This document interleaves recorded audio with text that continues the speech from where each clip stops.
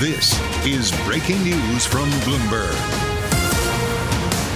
A jury here in New York has reached a verdict in the Sam Bankman-Fried fraud trial. He has been found guilty on all 7 counts that include fraud and conspiracy. Let's bring in Bloomberg Radio legal analyst June Grasso, also host of Bloomberg Law. June, is this a surprise to you? It's not a surprise because the evidence against him was overwhelming. And in the closing arguments, the prosecutor kept mentioning, if you believe Caroline Ellison, if you believe Gary Wong, if you believe this one, then he's guilty.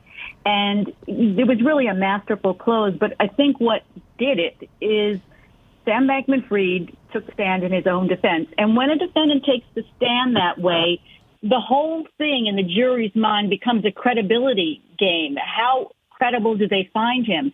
And though he was good on direct, during cross, he was caught up a lot by the prosecution. He said, I don't know, over and over again. And he had a problem with all the statements he made in between the time that STX went bankrupt and the time when he was arrested. So he talked to so many people, reporters and did interviews after interviews, and he was confronted with some of the statements he said there. So it was a really difficult uphill battle, and the only thing that would have saved him is if he convinced one juror or 2 jurors, that were sympathetic to him, and he convinced them that he didn't have fraudulent intent. June, is there a basis? That obviously didn't happen. You and I were talking earlier today, and I asked you whether there was the basis for a successful appeal here. Is there one? Well, I don't know about successful because appeals of criminal convictions are so difficult. It's so difficult to get a criminal conviction overturned.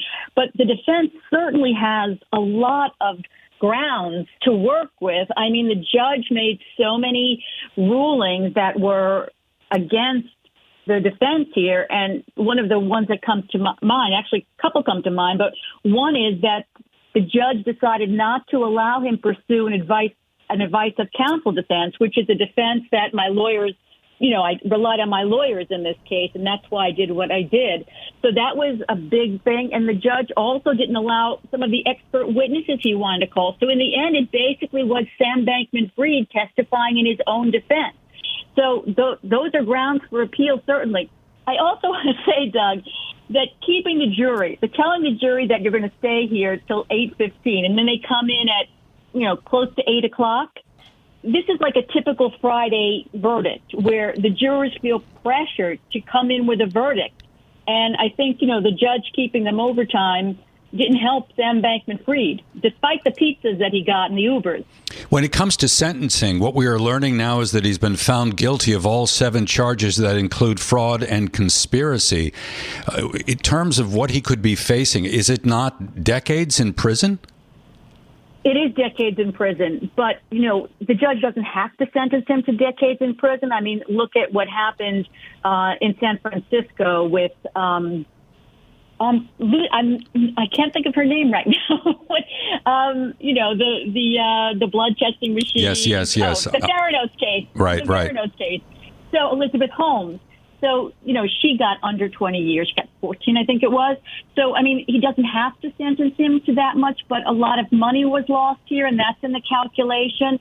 And, we'll see what the probation office says. We'll see what the prosecutors ask for. I mean, the prosecutors are probably going to try to max out a lot of this because they never offered him a deal. From what I understand and from what was said in court, they offered deals to Caroline Ellison, Gary Wong, and the third person who was the engineer, but they didn't offer him a deal. So I think they're trying to send a message to cryptocurrency and everyone else that they're going to be tough on this. So I think they're probably going to ask for a long sentence here. So now you mentioned the 3 witnesses, former colleagues of Bankman-Fried. Now that the case against Bankman-Fried is essentially over, the jury has found him guilty on these 7 counts. Will we get kind of sentencing or punishment for those who kind of dealt with the government in cooperating, but they themselves face, some type of punishment? Do they not? Well, yes, they do. And, I have talked to different people, have different feelings about whether they're going to get jail time or not. some of the people I talked to said they're definitely going to get jail time because, there's substantial crimes that they pleaded to and people were hurt in these cases. So that's the feeling that they'll get substantial. But some people say, maybe they'll get time served. So it's up to the judge and it's up to the prosecution. They apparently cooperated very well. Sam Bankman-Fried was convicted, so they seem to have fulfilled their part of the bargain with the prosecution. And now the question is, and it's probably going to be this judge who sentences them.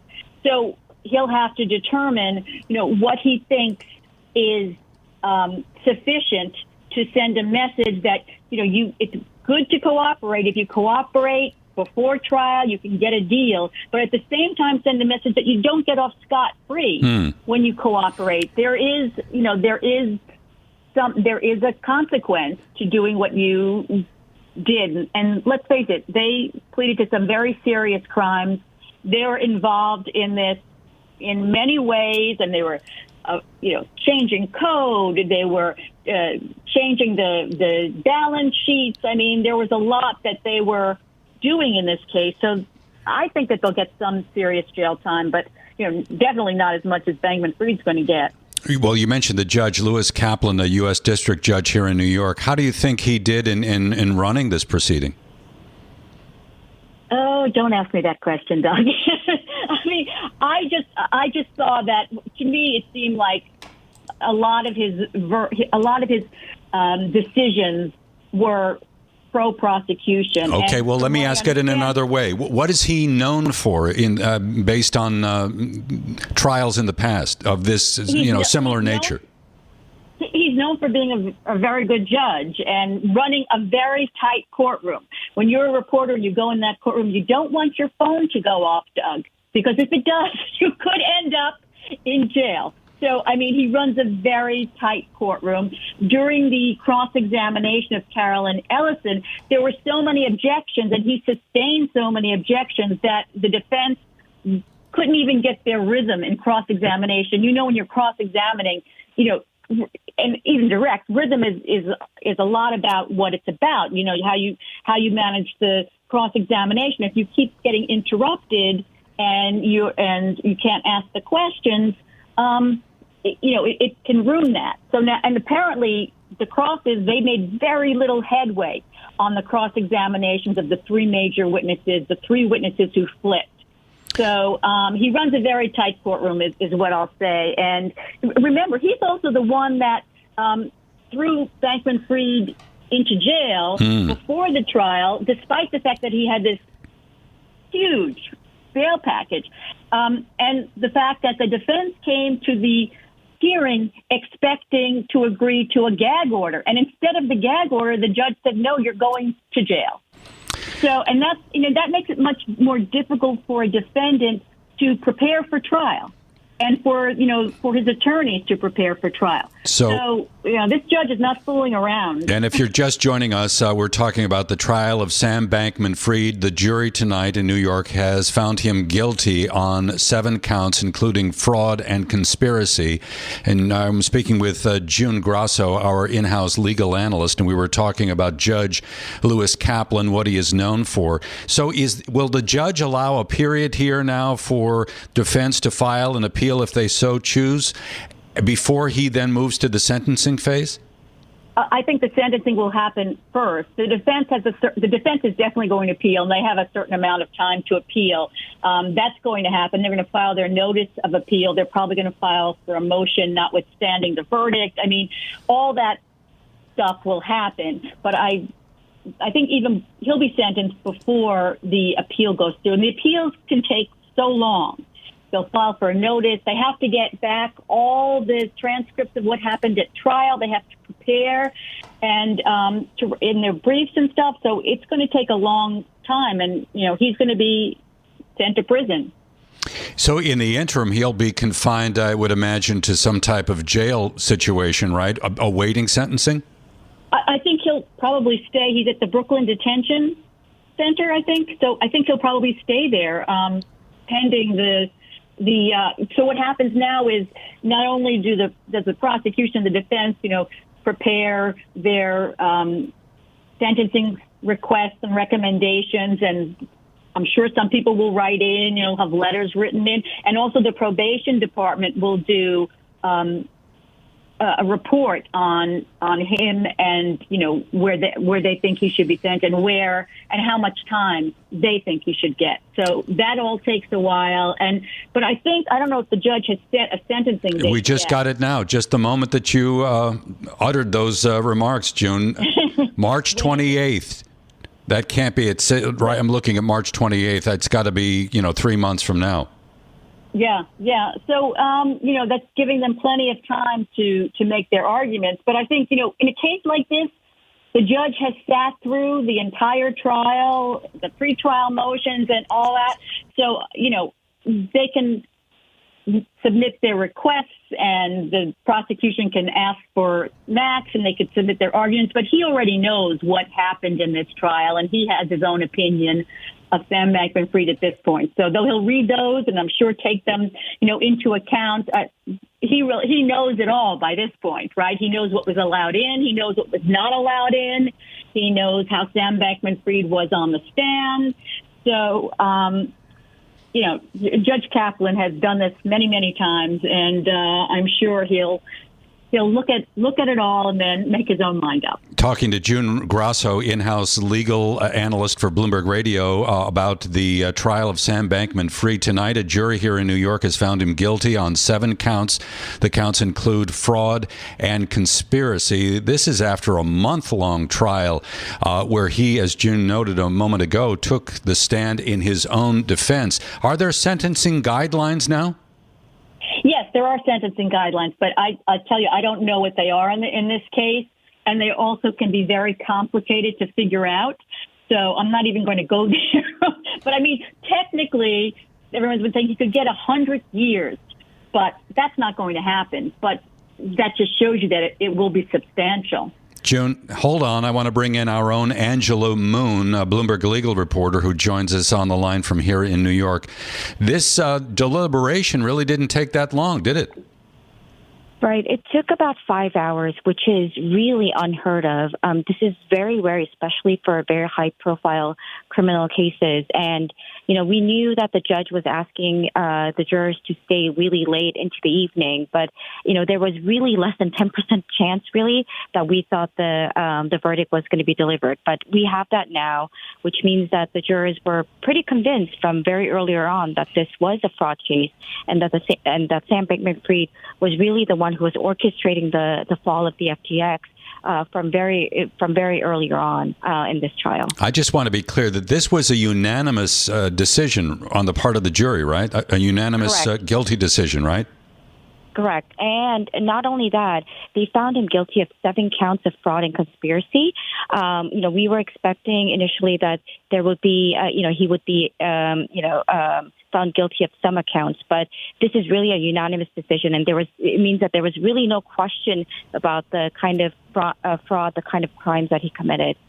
One of the things that I'm trying to nail down, maybe you can help me, and if it's ambiguous at this point, Angela, please, don't be led into this territory, but has the judge offered a sentencing date? He has. So it's going to be March of next year. So we were expecting the sentencing to be coming earlier next year. So there's really no surprise there. But that also means that we will see, what it means for the collaborators, his inner circle who already pled guilty and was cooperating with the prosecutors. We'll see what kind of sentencing or what kind of outcome it is for them as well early next year. Let's bring June Grasso back into the conversation, Bloomberg in-house legal analyst. June, March 28th of next year, that seems like a long period of time, does it not? It does, but as I said, a lot has to happen in between now and then, and the judge is giving them time to, prepare their motions and for the probation department to make its report and for the prosecution to prepare its recommendations. So, it's better to have more time than less time. I don't think it matters much for Sam Bankman-Fried at this point. He's going to be in one prison or another.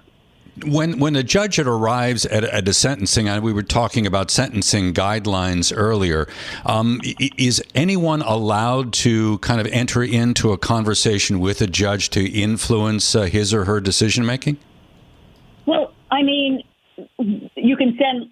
I assume you mean like relatives. Let's say his mom, his dad, his friends. Yes, they can send letters to the judge, and in some cases, I mean, there have been cases where hundreds of letters were sent to judges, and the judges do go over those letters, and sometimes they'll even refer to them in the sentencing. They'll say, I've read this about you and that, and then but I think, despite all that, as I said before, this judge knows all the evidence in this case, and he's seen it all, and he knows what was admitted into evidence and what was not admitted into evidence, because he was the one who made those decisions.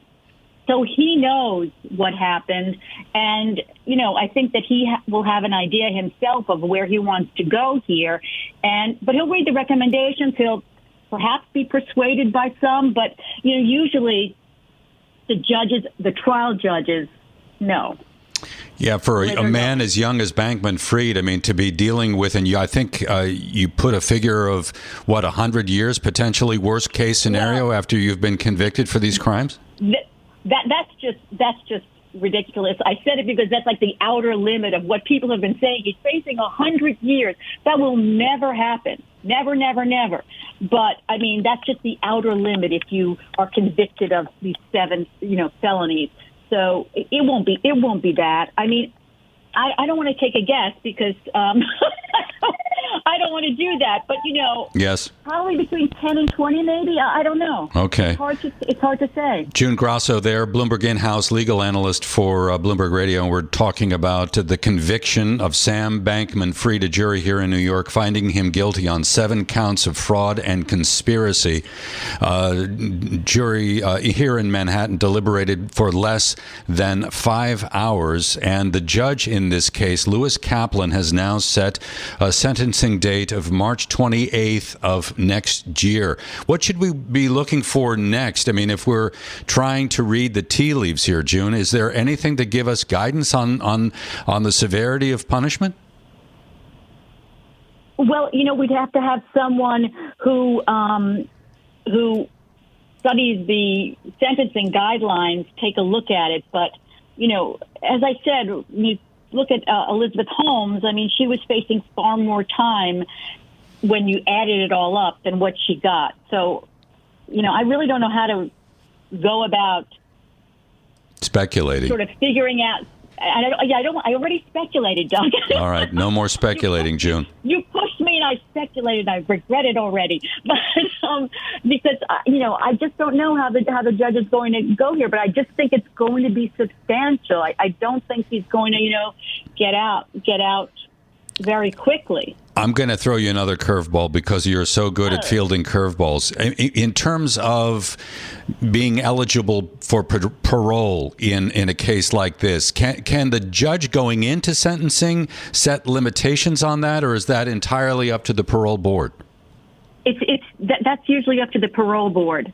So the judge will set a sentence, and I mean, there might be a minimum and a maximum, but I think he'll just set a sentence. And I'm not as familiar with federal prison time as I am with state.